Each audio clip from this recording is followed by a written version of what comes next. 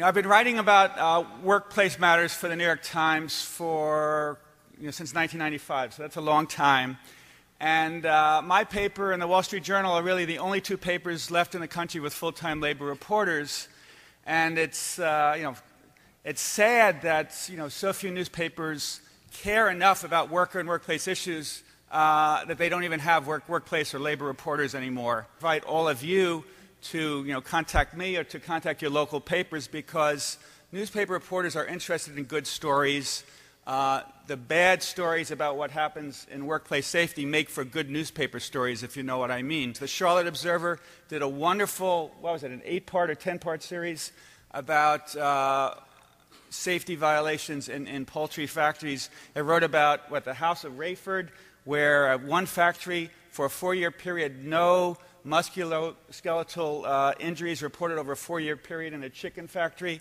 Imagine whether that was accurate or honest.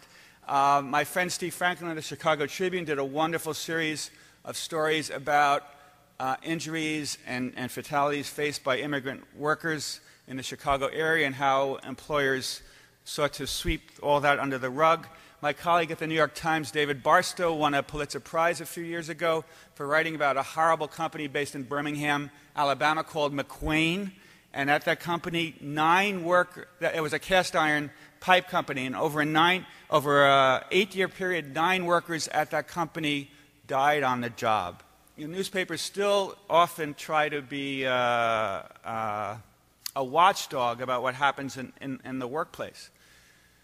So 2 or 3 years ago, my editors asked me and another reporter to do a big story about how screwed up New York State's workers' compensation system is. And I'm sure we could all debate about which state has the most screwed up workers' comp system. We could probably debate that for weeks. And I was assigned part of the series to look into how many companies discourage workers from reporting injuries, and even how many companies retaliate, punish workers for reporting injuries and even for getting injured. And in my article about retaliation against injured workers and workers who report injuries, I wrote about safety bingo and safety bucks and the steak dinners when no one in a factory, no one in a unit gets injured over a few weeks or months. And my sense is, and I interviewed some steelworkers and many others who say that these games, these incentive programs often end up discouraging workers from stepping forward to report injuries because they worry that their friends might be mad at them. Atmosphere at the DuPont plant that that if you report an injury, everybody says, "You son of a bitch." I've heard people say, "So-and-so reported an injury, and it's going to cost us our safety bucks this month. It's going to cost us on our performance-based bonus." In researching that story, amazed at how prevalent it was for companies to punish workers for simply getting injured and for adding injustice to injury, so to speak, by once they're injured, they punish you further when you report the injury. I interviewed another steelworker at the DuPont plant, Jerry Graves. He told me he was operating a machine and some material got clogged and he pressed this button. He got punished after he reported it. And they said that he did not act with due precaution when he pushed that button, and he ended up on 1 year's probation. And Jerry Graves told me, "I thought that for my first violation, 1 year's probation was pretty serious. If I did it again, they'd fire me." And Jerry Graves came away from this whole incident about being really scared about reporting injuries. He told me there's like a philosophy that unless your arm is falling off, don't tell anybody.